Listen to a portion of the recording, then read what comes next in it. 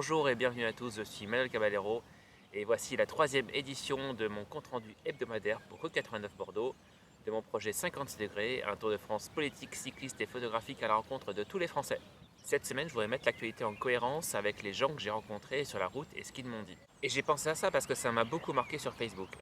Et je voudrais attribuer un mauvais point à certains comportements et je vais l'illustrer par un candidat, c'est François Fillon, qui utilise des techniques de dénigrement, de mépris ou de polémique pour faire oublier ses affaires. Cela découle d'une véritable stratégie de campagne. Ça se traduit par exemple par du mensonge à l'égard de Benoît Hamon, qui est, selon l'équipe de campagne de François Fillon, mis en examen comme François Fillon alors qu'il l'est pour diffamation à l'encontre d'un journaliste qu'il a traité d'escroc, ou le mépris pour Emmanuel Macron, qui est maintenant devenu le concurrent le plus sérieux de François Fillon.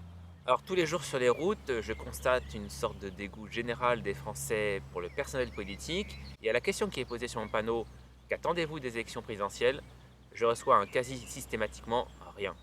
Et pourtant, je rencontre beaucoup de Français qui me confirment qu'ils voteront pour François Fillon, et cela pour deux raisons. La première, c'est qu'ils estiment qu'il a été pris la main dans le pot de confiture, mais qu'il a pris pour les autres. La seconde, c'est qu'ils estiment que son programme de réforme et d'économie radicale est le seul à même de sortir la France de la crise. Alors j'en viens à mon mauvais point, en tapant sur les autres et en ne se concentrant pas sur son programme, ses valeurs et ses convictions, François Fillon utilise la même technique qu'il a dénoncée à son égard. Et je peux vous dire que les Français n'étaient pas dupes de la surinformation au sujet de l'affaire Fillon, ils ne sont pas dupes non plus de ce stratagème qui les énerve fortement. Non, parce que moi quand je rentrais de l'école avec une mauvaise note et que je disais à mon papa les autres aussi ont une mauvaise note, il me disait les autres, j'en ai rien à faire. François Fillon devrait écouter mon papa. Mon second exemple, au risque de faire un peu polémique, concernera Marine Le Pen et le Front National. Oui, parce que les autres partis, en poursuivant leur stratégie de diabolisation du Front National et de Marine Le Pen, ne répondent pas à des sujets que le Front National s'est appropriés, la délinquance, l'immigration ou bien encore l'identité. Et pourtant, je peux vous garantir que beaucoup de Français, aussi bien de droite que de gauche, attendent des réponses des autres partis, des réponses différentes sur ces thématiques. En un mot et en conclusion, ces moyens, polémiques, mensonges, dénigrement, mépris, sont des outils très efficaces et économiques pour certains candidats de ne pas répondre aux vraies questions de fond que se posent les Français. Et la conséquence, c'est aussi un renforcement de la fracture démocratique que nous constatons tous les jours. Alors d'un point de vue personnel, j'ai aussi passé une excellente semaine. J'ai retrouvé ma grande-tante de 102 ans que je n'avais pas vue depuis quelque temps. Des personnes qui meurent jeunes et moi qui n'en finis pas.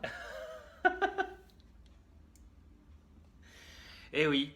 Donc on est en 2017. Est-ce que tu te rends compte qu'on est en 2017? Non. Mais c'est pas vrai. Si. Alors j'ai 103.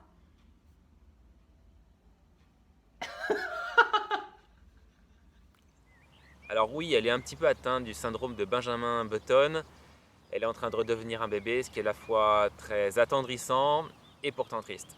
J'ai aussi fait la connaissance de Fabien et Marjorie. Alors que je monte une petite côte vers Sophia Antipolis, Fabien m'a doublé, il lit mon panneau, il me demande où est-ce que tu dors ce soir.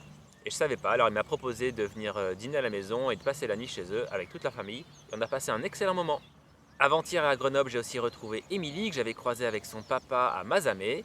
Je suis allé prendre le petit déjeuner chez elle et son copain. Et elle a même joué de la guitare. I just cry, and I pray every day that you're coming back. And I cry, oh I cry, and I pray every day that you're coming back. Voilà, c'est ce que j'avais à vous dire pour cette semaine. J'espère que vous aurez apprécié. Si vous avez des retours ou des commentaires, n'hésitez pas à les faire sur Facebook ou YouTube. Pensez surtout à vous abonner aux pages Facebook de Rue 89 Bordeaux et de 56 degrés. Et moi, je vous souhaite une excellente semaine. Salut!